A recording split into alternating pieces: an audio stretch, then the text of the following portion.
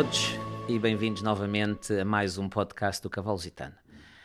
Temos connosco, desta vez, um conhecido e distinto ilustre membro da sociedade portuguesa, Dr. Pedro Ferraz da Costa, economista de formação, gestor de empresas de profissão, amante do Cavalo Lusitano, vasta experiência no mundo empresarial, ex-presidente da CIP, hoje em dia presidente para o Fórum para a Competitividade e um criador de cavalos lusitanos destacado, com vários prémios, até a distinção de melhor criador em festivais da raça, muitas medalhas, muita participação, muita atividade e, se calhar, o criador com mais longevidade em cargos diretivos e de associativismo relativamente à criação do Cavalo Lusitano. Dr. Pedro Ferraz da Costa, muito obrigado por este momento que nos concede na sua vida bastante ocupada e experiente. A primeira pergunta, se calhar, seria mesmo esta. Como fundador da APSL, portanto, está na origem, nos primórdios da criação da Associação de Criadores, e se calhar o criador que faz a ponte de ligação entre todas as direções ao longo do tempo até hoje, como é que nos consegue fazer, como diretor e ocupando cargos de direção, uma pequena resenha histórica, um resumo da evolução do Cavalo Lusitano e da estrutura da própria APSL?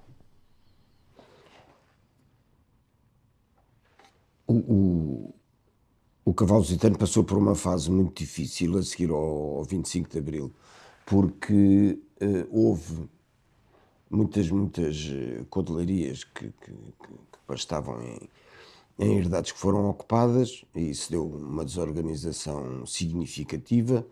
Houve muita gente que teve que viver para outras paragens e, portanto, abandonou a atividade e também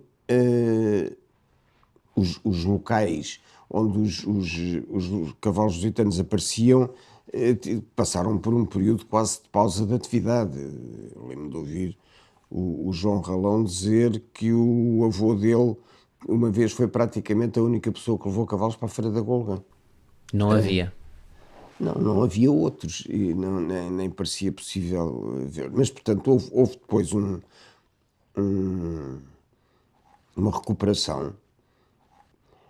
O ser humano, felizmente, tende a esquecer as coisas muito más e, portanto, as pessoas recomeçaram a vida idealmente como se nada tivesse acontecido.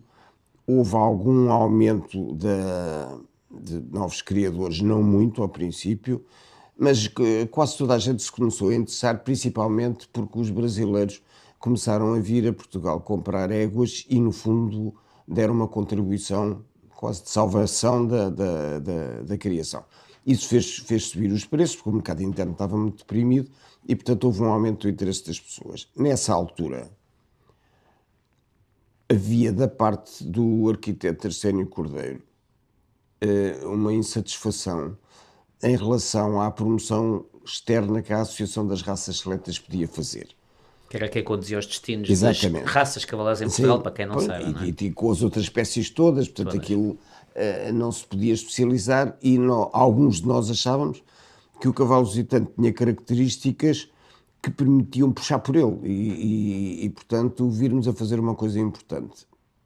Para isso, o passo seguinte foi criar uma associação específica que foi feita com estatutos que foram muito influenciados por mim pela simples razão de que eu, como andava muito ligado com associações patronais, tinha já muita experiência de que tipo de organizações é que se conseguia, eram boas para pôr toda a gente a puxar no mesmo sentido ou para se atacarem uns aos outros, que é uma coisa que é muito normal aqui na Península Ibérica, não é só em Portugal. E, portanto, arranjámos uma associação que tem tido a característica muito importante de conseguir manter políticas durante um período longo de tempo, que é a única maneira de as testar e de as melhorar.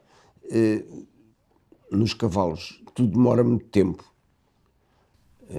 Sim, o intervalo de gerações é enorme, portanto, tudo demora muito tempo. Tudo demora muito tempo. Nós estávamos, a partir de um determinado momento, muito interessados na funcionalidade, ainda são mais anos até que se possa fazer uma avaliação correta e, portanto, nós hoje podemos ter um cavalo a fazer grande prémio a nível internacional aos 9 ou 10 anos, portanto, são de facto muitos anos até se chegar lá. Depois, o núcleo inicial foi o arquiteto Arsénio Cordeiro, o Zé Manuel de Mel e eu, que fizemos parte das primeiras direções, com a ajuda de alguns mais antigos. Havia uns que olhavam para nós com uma grande desconfiança, porque éramos uns bichos um bocado diferentes e vinhamos de outro setor, principalmente o Zé Manuel de Mel e eu, que estávamos muito Não ligados era às o empresas. típico criador tradicional. Não éramos. E pronto, eu aliás lembro-me de termos uma reunião com o Dr. Guilherme Borba, que era típico e que fez aliás um trabalho notável na Escola Portuguesa de Arte e Equestre e no ensino de uma série muito grande de cavaleiros de várias gerações, e eu ter posto em cima do lugar de cada um antes de nós começarmos a reunião: o culto da tradição não exclui o amor ao progresso. Uma coisa que os irritou muito na altura, porque enfim a Escola de Arte e Equestre estava muito mais centrada no culto da tradição do que no amor ao progresso, e o segredo é fazer as duas coisas, acho eu. Então, como é que Portanto, isto destacaria foram os objetivos. a evolução do Cavalo Lusitano desde a fundação da APSL até aos dias de hoje? Como é que viu esta evolução do Cavalo Lusitano em si e também da estrutura, própria da estrutura da APSL?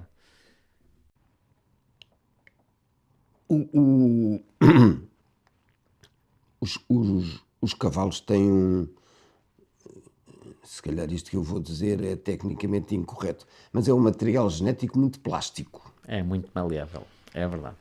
E, Moldável. Moldável. É possível, em poucas gerações, alterar significativamente algumas características. E o trabalho de seleção permite, quer na escolha de garanhões, na definição dos emparelhamentos e na seleção horizontal dos produtos, dos diferentes emparelhamentos, fazer progressos relativamente rápidos. Mais difícil, talvez, em termos das características mentais, que são muito importantes quando se quer avançar na funcionalidade, mas é de facto tem sido assim ao longo da história toda. Aliás, há historiadores que acham que há uma história mundial antes da utilização do cavalo e como haverá uma história mundial depois da utilização do cavalo. É uma coisa que é a horse culture. Período antes do cavalo e período depois do cavalo no século XV, no continente americano. Nós estamos aqui, falando em termos da evolução futura, obrigados a encontrar uma utilização futura sob o risco de extinção da espécie. Quer dizer, ninguém vai criar cavalos para bifes. Portanto, ou eles têm uma utilização desportiva, ou vão desaparecer. E haverá alguns nos jardins zoológicos, mas não mais do que isso. Eu acho que o nosso cavalo tem muitas possibilidades de ser dos que vai sobreviver muito tempo. Espero que não seja na guerra, como no passado. Desejo que alguns continuem na tauromaquia, embora isso neste momento seja uma coisa difícil, mas acho que no desporto, com grande ênfase no desporto feminino, porque a maior parte dos praticantes nos outros países são do sexo feminino, acho que a parte desportiva pode perfeitamente sustentar os criadores atuais, ou até sustentar no sentido de tornar a atividade sustentável. Não estou a dizer que fiquem ricos. Muito bem. Então, e como tendo sempre presença nas diferentes direções da APSL, ao longo deste longo percurso, passo o pleonasmo ou a redundância, que momentos é que destacaria, momentos-chave de atuação e de evolução, de alteração ao longo destas últimas décadas? Eu acho que o facto de passar a haver aprovações públicas dos garanhões dos garanhões serem aprovados montados e não apresentados à mão, como era antigamente, que aliás também não era nenhuma coisa tão extraordinária, porque em países tão evoluídos como a Alemanha e a Holanda, eles continuam a inscrever garanhões aos 2 anos e meio, são apresentados à mão, não são montados. Tentam, no caso da Holanda, fazer uma prova de seleção alguns meses depois e antes de começar a época de reprodução seguinte, de modo que no fundo acabam já por ter mais informação do que é obrigatório pelo esquema. Agora, isso modificou muitas coisas, o grau de exigência era maior, porque ter 72 pontos, que era o mínimo, não é assim tão fácil, e indiscutivelmente que nós hoje inscrevemos cavalos com alguma facilidade. Portanto, o critério não é muito rigoroso. O espírito da maior parte dos criadores está pouco virado para o rigor, de modo que a vida na associação acaba por ser um diálogo e uma procura de um equilíbrio entre o desejo da seleção, que nós que olhamos para a raça globalmente percebemos que é muito importante, e o ponto de vista de muitos criadores que querem inscrever o cavalo deles, querem lá saber do que é que seja a seleção da raça. E, portanto, normalmente revoltam-se bastante quando as coisas correm mal. Tem sido difícil manter as coisas, mas eu acho que estamos numa situação relativamente estabilizada. Espero que seja também porque as pessoas veem bons resultados naquilo que está a ser feito. Portanto, é uma associação de criadores, tem havido estes momentos chaves, cavalos montados, mas também houve uma série de evolução ou diferentes etapas na seleção, nomeadamente a implementação da tabela padrão, Sim. mais importância se calhar à funcionalidade, portanto houve uma série de Sim. etapas, ou alteração no processo da reprodução dos títulos dos cavalos e das éguas, não é? Sim. E, portanto, tudo isso tem vindo a escalonar. Tudo isso. É evidente que nós temos uma parte grande da criação que é mais influenciada pela moda do que por esses critérios objetivos e científicos de que você falou com toda a razão. Mas a vida é o que nós temos que encontrar são políticas realistas que consigam conciliar o que garante o progresso sem alienar o apoio da maior parte dos sócios, porque se transformarmos Esta isto dinâmica complexa. numa batalha campal não vai ser Isso é bom. que é difícil. Muito bem. Então, e passando aqui um bocadinho à parte da funcionalidade, o Dr. Pedro Ferraz da Costa sempre se distinguiu também como um criador muito adepto da funcionalidade e por isso é que sempre apoiou, foi também a partir de si que houve a alteração e o apoio monetário, prémios pecuniários aos cavalos endereçados nas taças de Portugal no passado, na década de 90 do século passado, que revolucionaram completamente a participação de cavalos lusitanos no desporto do ensino de competição, mas também um criador destacado, tem tido muitos cavalos campeões do mundo, equipas portuguesas na equitação de trabalho e grande apoiante também dentro da APSL de equitação de trabalho. Como é que acha que estes aspectos funcionais do cavalo lusitano contribuíram também para a sua promoção e crescimento em Portugal e no mundo? Eu lembro-me de nós levarmos, acho que foi o luxo do Pedro Passanha, mas João Pedro Passanha, Rodrigues. que foi ao campeonato do mundo de cavalos novos a Verda. E o cavalo apresentou-se bem, com a Maria Faria de Carvalho, ficou a meio da classificação, que eu acho que foi uma classificação muito honrosa até. Quando cá chegámos tivemos uma data de chatices, porque toda a gente dizia, não e tal, isto estamos a mostrar mal, só devíamos ir se ganhássemos. Isto era dito por pessoas que nunca lá tinham ido e se calhar nem intencionavam ir, mas o disparate é livre e, portanto, disseram isso também. Com certeza que há sempre nestas coisas associativas algumas pessoas que gostam mais dos dirigentes, outras que gostam menos e aproveitam estes momentos para atacar. Aliás, durante alguns anos houve um ataque a isso, agora voltou a haver um interesse espontâneo. São os criadores que se inscrevem e acham, com razão, que têm direito, se os cavalos cumprirem determinadas características e performance, às inscrições. Temos, acho que 2 animais que podemos nível indicar. etário. Exatamente. E pronto, e fazemos isso.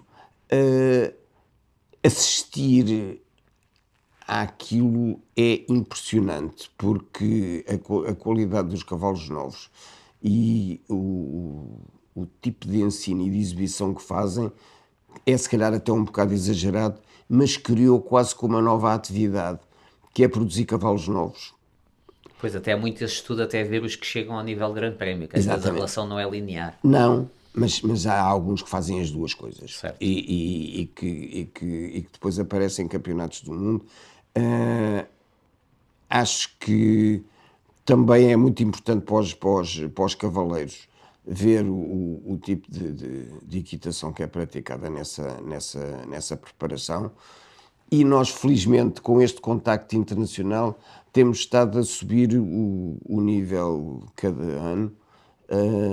Portanto, isso foi de facto muito importante e foi a maneira de ganhar alguma notoriedade junto dos mais sabedores lá de fora. Eu lembro perfeitamente, e não é só por ter sido um cavalo da minha criação, dos elogios que foram feitos à apresentação que o Miguel Ralão fez, menos espetacular do que aqueles cavalos alemães e holandeses, mas muito correto em termos de equitação. E isso passou-se há muitos anos, era um cavalo da letra T, portanto, veja, estamos a dar a volta agora, Era o mas... Talisco. Exatamente, mas agora vê-se no julgamento e nos comentários às provas de dressagem internacional que vai haver uma tentativa de ter uma equitação mais ligeira, Mais mais próxima suave, da nossa. mais Por isso é próxima que da somos nossa. património imaterial da humanidade. Exatamente. Portanto, nós temos andado a confluir com aquilo que é feito lá fora, até na conformação dos cavalos, em quase tudo. Muito bem, então isto também mostra aqui Acha que com esta abertura, o lusitano, que não era conhecido, o seu autor começou no início, hoje em dia é uma raça conhecida pelos juízes e pelos técnicos e pelos criadores internacionais, portanto o lusitano está no mapa Sim, do sim, desporto da dressagem. é respeitada, porque eu lembro na altura em que nós fomos a primeira vez a Verden, íamos também com muita frequência a Equitana, uma vez anualmente, e víamos o espetáculo dos cavalos barrocos, portanto apareciam uns lusitanos e uns por a raça espanhola, com umas grandes crinas, umas senhoras um bocado gordinhas, vestidas com os nossos trajes. A maior parte dos estrangeiros tem a maior dificuldade em não parecer ridículos quando vestem aquelas coisas, e nós também ficámos horrorizados. Portanto, quando nos falam em apoiar concursos de cavalos ibéricos ou qualquer coisa, a gente quer é fugir disso, não temos é que estar ao mesmo nível dos outros. Nível profissional de competição desportiva internacional. Exatamente. É isso e, portanto, é aí que a gente tem que se apresentar. Se ao princípio não estivermos muito bem, é cerrar os dentes e andar em frente, temos que melhorar. Portanto, na dressagem estamos no mapa. Então, e na equitação de trabalho? Também é uma disciplina que tem tido cavalos com bastante sucesso. Tive já 6 ou 7.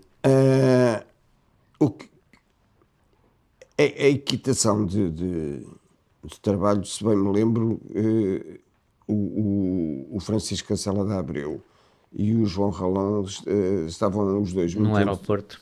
muito entusiasmados, tinham assistido a uma prova em Sevilha e tinham visto que era uma modalidade que nos poderia interessar e que de alguma forma confluía com uma ambição do engenheiro Sommer de Andrade, que pensava que nós devíamos ter provas perto da equitação de campo e que pudesse ser uma equitação mais popular e menos rigorosa do que a da arte equestre ou do que o ensino de competição, que ele também fazia. Mais global e que aplicasse mais as funcionalidades Exatamente. práticas do cavalo lusitano. Exatamente. E pronto, e começámos com muito pouco apoio. Eu lembro-me de ter ido com um ou dois, um ex-presidente e mais um membro da direção, ver as provas na Golgã à noite, e eles diziam, isto é giro, nunca tínhamos visto. Portanto, quer dizer, a maior parte das pessoas não ligou nenhuma ao princípio, nem quis ver a possibilidade de desenvolvimento que a equitação de trabalho tem. Hoje está em mais de 20 países, é uma modalidade que permite valorizar muitas qualidades do nosso cavalo. Por isso é que o cavalo lusitano tem dominado claramente, é peixe Exatamente. na água, em Exatamente. várias equipas de outros países. Não é? Exatamente. E agora neste campeonato europeu, nos 10 primeiros lugares, 8 eram cavalos lusitanos. Acho, portanto, que a função está coberta. Tivemos a sorte de conseguir, como trabalho interno, e com a organização a cargo do João Rolão, temos conseguido interessar as diferentes feiras agrícolas em Portugal, que todos os anos se realizam em quase todas essas zonas, para organizarem. E dá mais visualização também, até traz um público novo e diferente. E pagam as despesas. Pois, e suportam a disciplina, que é uma coisa importante, dispendiosa, com obstáculos e tudo. As pessoas às vezes não têm noção, não é levar os cavalos para uma pista de ensino e tem uma série de provas ao longo do tempo e, portanto, é mais dispendiosa. Portanto, e em termos de infraestrutura. Se calhar de outra maneira a gente não teria conseguido fazer. Pois, é bom. Muito bem. Então o Soutor tem tido sempre esta experiência de gestão, quando esteve diretor, também presidente da direção, e esteve sempre ligado a esta política de seleção e de evolução da raça a médio e longo prazo, portanto, até criou um plano estratégico para 10 anos, onde apontava medidas para suportar o crescimento e evolução da raça. O que é que acha que deveria ser feito nos próximos 10 anos, que é até a duração do intervalo de gerações em cavalos, portanto é uma meta boa, não é? Relativamente ao crescimento da raça nas condições e face à realidade atual? Eu sou economista de formação. Os economistas são umas pessoas como outras quaisquer, mas têm alguma tendência para fazer contas. Convém. Em muitas coisas ajuda muito. E o que nós descobrimos quando fizemos o primeiro plano estratégico foi que a zona onde íamos ter mais dificuldades era na formação dos cavaleiros. Aliás, o projeto da APSL para o ensino serviu para formar quase todos os cavaleiros que se têm destacado internacionalmente. Na equitação de trabalho, eu acho que a gente devia dar agora mais passos nesse sentido. Acho que é possível, porque temos encontrado eco para as nossas preocupações no Secretário de Estado da Agricultura, que será possível trabalhar com as escolas profissionais, em que algumas têm formado muito bons profissionais. É verdade. Eu tenho 3 da escola de Serpa e são ótimos. E acho que isso que seria muito bom, e seria muito bom para eles, porque para alguns era para trabalhar em Portugal.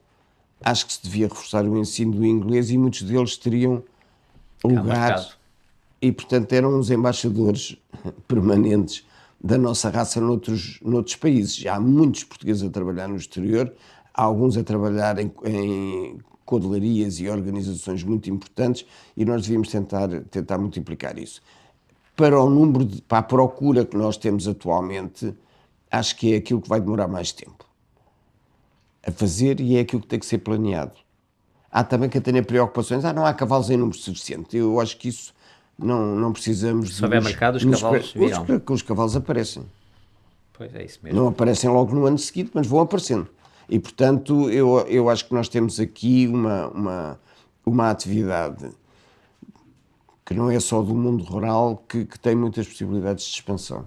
Muito bem. E que prestigia o país, porque é uma coisa que nós fazemos bem, que é bonita de se ver, e acho que, aliás, temos a ideia de tentar ter alguma conversa com o protocolo de Estado no sentido de ver se conseguimos que haja alguma participação dos nossos cavaleiros, nomeadamente os da equitação de trabalho, em algumas cerimónias oficiais. De Estado. Não só as forças oficiais de segurança, mas também haver aqui uma entrada Era uma ideia bastante boa para abrir o mercado, Sim, ainda mais, exatamente. não é?